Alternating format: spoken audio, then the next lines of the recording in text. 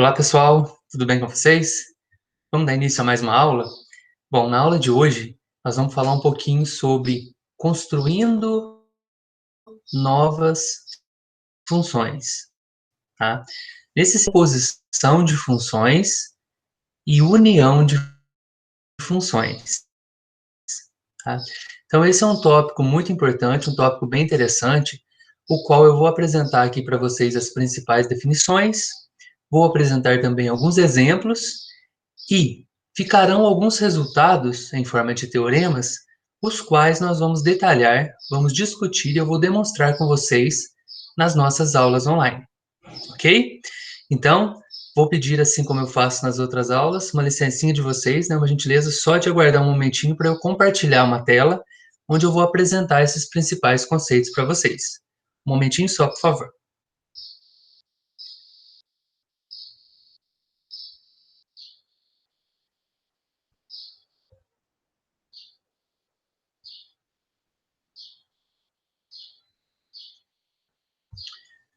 Bom, então nós temos aqui, como tema da aula de hoje, construindo novas funções.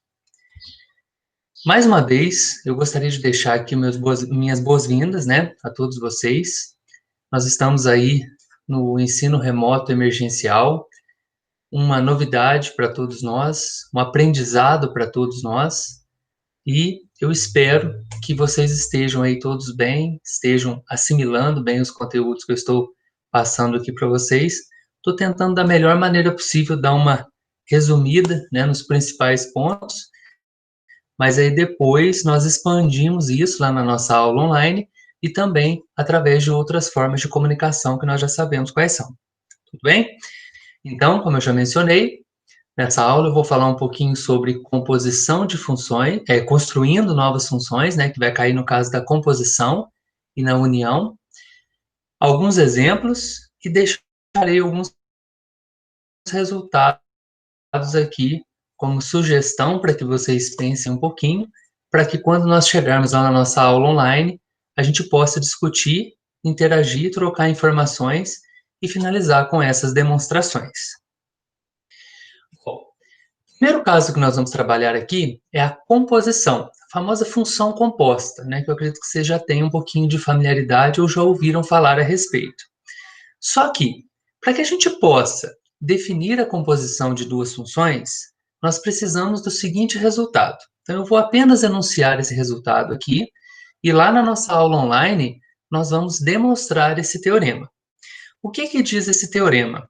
Sejam f e g, duas funções, uma função f de a em b, uma função g de c em d. Tais que a imagem de f está contida em C, então a imagem de f é um subconjunto de C, e vamos considerar também a seguinte relação: G bola F igual o parzinho ordenado XZ pertencente a A cartesiano D, tal que existe um Y pertencente a B, com Y igual a F de X e Z igual a G de Y. Então, nessa situação que nós estamos pensando aqui, são duas funções, uma f e uma g, e baseado nessa f e nessa g, a gente está estabelecendo uma relação g bola f, onde a gente considera um parzinho xz, e esse parzinho xz pertence ao A cartesiano D, ou seja, o domínio passa a ser o domínio da f e o contradomínio da g, tá? Então, a terna g bola f AD é uma função.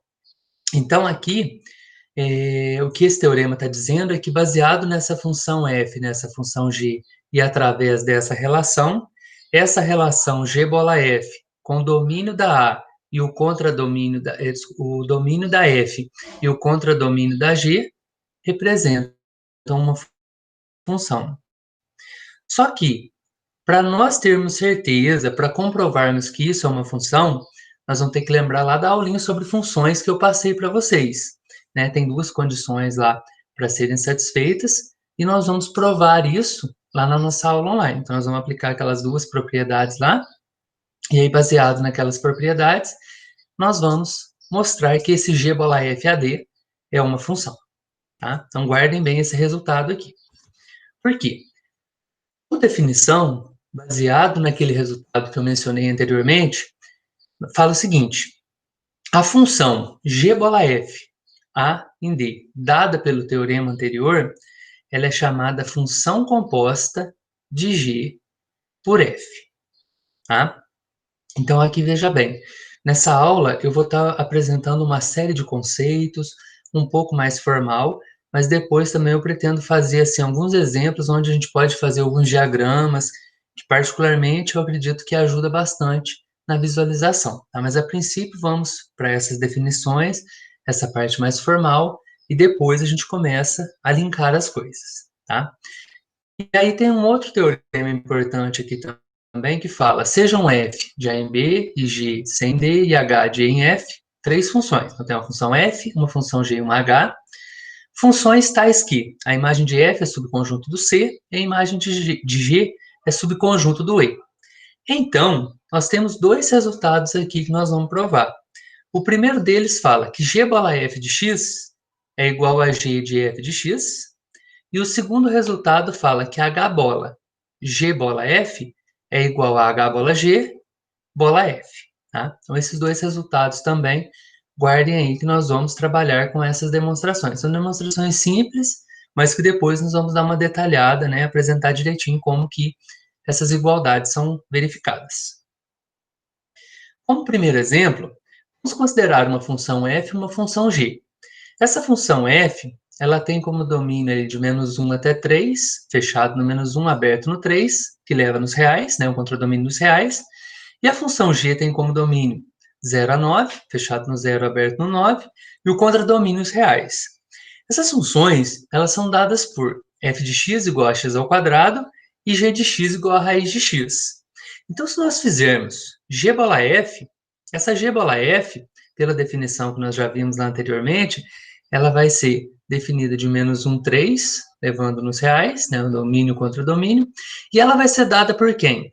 G bola f de x igual ao módulo de x. Por quê? Porque aqui quando eu falo g bola f de x, pelo teorema anterior, g bola f de x é igual a g de f de x. Ou seja, basta que eu faça isso aqui, ó, g de f de x. No lugar do x aqui, eu vou substituir a f de x, ou seja, o x ao quadrado. Então vai ficar raiz de x ao quadrado, que dá justamente o módulo de x. Ok? Então esse é um primeiro exemplo, só para dar uma trabalhadinha ali na definição do teorema que nós trabalhamos anteriormente. Um outro exemplo que é interessante é esse aqui, ó. Duas funções, ambas estão domínio e contradomínio conjunto dos inteiros, né? Então, uma f e uma g. A f é dada por f de a igual a mais 3. E a g de a igual a menos 3. Então, guardem bem essas duas funçõezinhas aí. F de a igual a mais 3, g de a igual a menos 3. Então, se nós fizermos g bola f, a g bola f, ela vai ser também definida ali nos inteiros, né? Ela é dada por quem? G bola f de a, pelo teorema que nós já provamos, nós sabemos que isso é igual a g de f de a. Consequentemente, o que eu faço? G, quem que é a f de a? A mais 3, então vai ser g de a mais 3. Bom, vou lá na função g, substituo no lugar do a, o a mais 3. Então vai ficar a mais 3 menos 3. Isso dá quanto? Dá. E se eu falar para vocês assim, quem que é o f bola g? F bola g também, né, uma função lá dos inteiros nos inteiros, é dada por f bola g de a, e nós já sabemos que f bola g de a é igual a f de g de a. Então, eu venho aqui na minha função f de a, no lugar do a, ó, eu substituo pela g de a. Então, vai ficar a menos 3 mais 3. A menos 3 mais 3 é igual a... Tudo bem? Então, mais um exemplo aí, só para a gente dar uma brincada nessas definições. Temos aqui mais um exemplo, só para mostrar o seguinte. Nesse caso anterior, quando nós fizemos o g bola f e o f bola g, o resultado deu o mesmo. Deu a e a. Só que nem sempre a propriedade comutativa é válida aí na composição de funções. Então, por isso, esse exemplo aqui vai servir para apresentar isso para nós. Normalmente, a propriedade comutativa, ela não é válida para a composição de funções. Para que possamos verificar este fato, basta considerarmos as funções. Então, aqui vai ser um exemplo, né, que a gente vai apresentar, só para mostrar que nem sempre a propriedade comutativa é válida.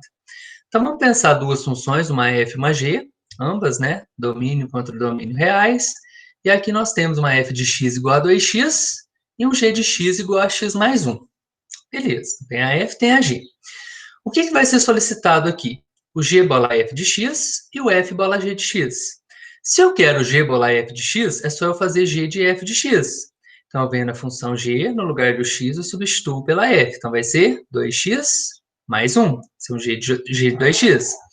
Se eu quero o f bola g de x, f de g de x, é só eu fazer o f. Quem que é o g de x? É x mais 1, não é? Então, vai ser f de x mais 1. Então, eu venho aqui na f, no lugar do x, eu substituo por x mais 1. 2 vezes x mais 1. Isso dá quanto? 2x mais 2. Então, olha, g bola f de x, 2x mais 1. F bola g de x, 2x mais 2. São diferentes, né? E aí, se eu pegar apenas alguns exemplos aqui, ó, imagina um g bola f de 0. G bola f de 0 é só eu fazer 2 vezes 0 mais 1. Dá 1. Se eu fizer f bola g de 0, é só eu fazer o quê? 2 vezes 0 mais 2, que dá 2. Eu mostro, através de um simples exemplo, que nem sempre a comutatividade é válida na composição de funções. Tá? Então, sobre composição de funções, defini, apresentei alguns exemplos e deixei ali 2 teoremas para que a gente possa trabalhar depois. Agora nós vamos para um outro caso de construção de novas funções, que seria a união.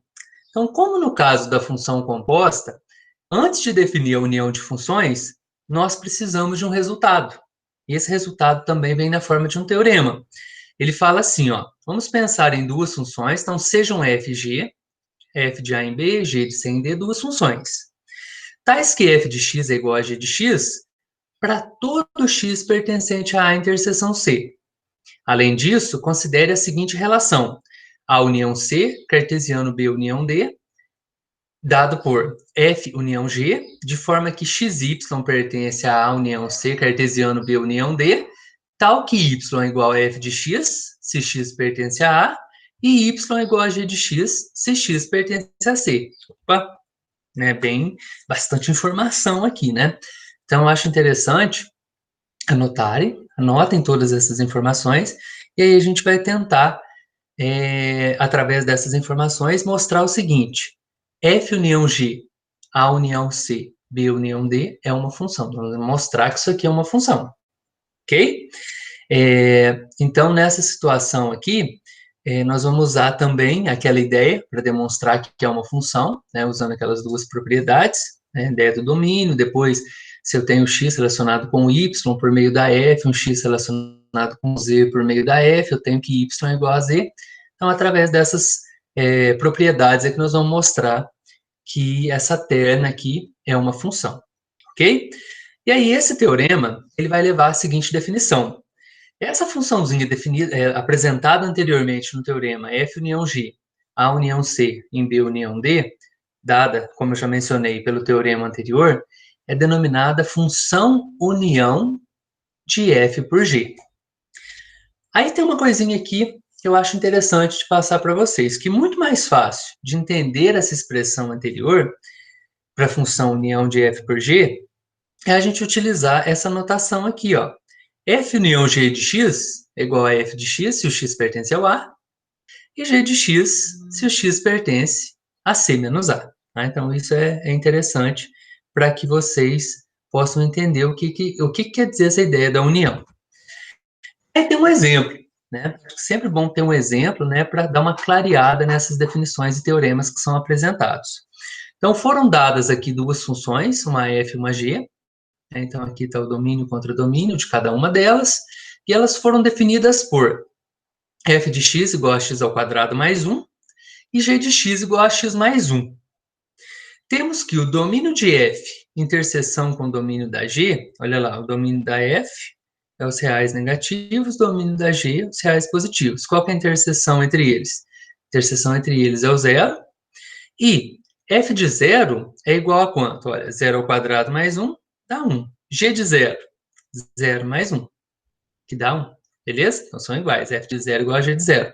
Então, se nós fizermos a união de f e g, ela vai ser dada por qual relação aqui? Ó? Ela vai ser dada f união g, né, dos reais como domínio, reais como contradomínio, e ela vai ser definida assim, ó, f união g de x é igual a x mais 1, essa parte aqui, ó, se o x for maior ou igual a 0, né, então ela é g positiva, né, e a g de x, e a segunda parte da função, x ao quadrado mais 1, se o x for menor que 0, tá?